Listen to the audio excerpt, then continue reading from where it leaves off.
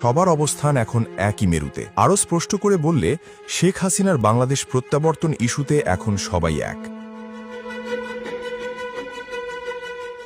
ভারত বরাবরই শেখ হাসিনার পক্ষে, রাশিয়াও তাই। আমেরিকা তো শেখ হাসিনার ঘোর বিরোধী ছিল। তারা কেমনে ঘুরল, কেমন ঘুরল?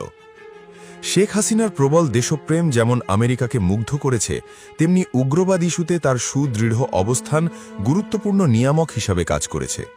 আর বাংলাদেশের জনগণের চাওয়ার মূল্যটাও আমেরিকা অনুধাবন করেছে।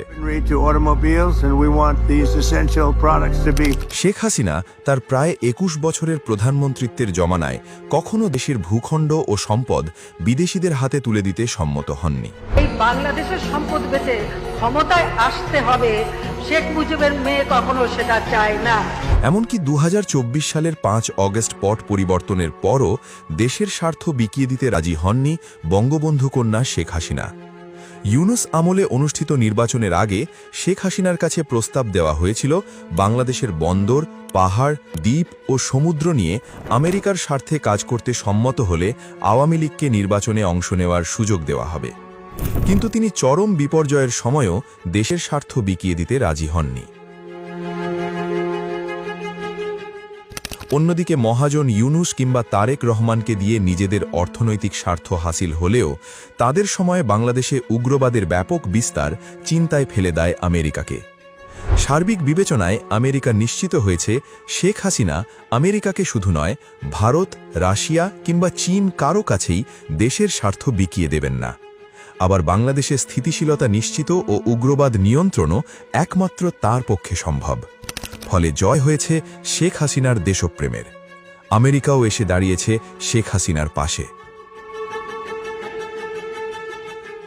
আর চীন বুঝে গেছে শেখ হাসিনা ছাড়া বাংলাদেশে স্থিতিশীলতা আসবে না। আর স্থিতিশীলতা না আসলে ব্যবসা বাণিজ্য ভালো হবে না। তাই নিজেদের বিনিয়োগের সুরক্ষা ও ব্যবসা বাণিজ্য সুনিশ্চিত করতেই চীনও শেখ হাসিনার পক্ষে দাঁড়িয়েছে। বাংলাদেশের আপামর জনসাধারণ আন্তরিকভাবে চাইছে শেখ হাসিনা ফিরুক, বাংলাদেশকে রক্ষা করুক। দেশ চালাইতে হলে হাসিনা লাগবে, তাই ছাড়া দেশ চলবে না। এটা নিশ্চিত আমি রিক্সা চালাই।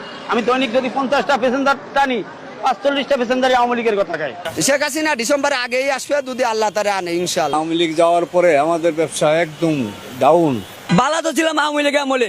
আমরা মনে করছিলাম আমাদের বিএনপি হলে দেশটা ভালো হইবে, এই কারণে আমরা বিএনপি সবাই ভোট দিছি। কিন্তু এখন তো দেখতেছি আমরা ভুল করে ফেলাছি। হাসিনা আমলে ভালো ছিল।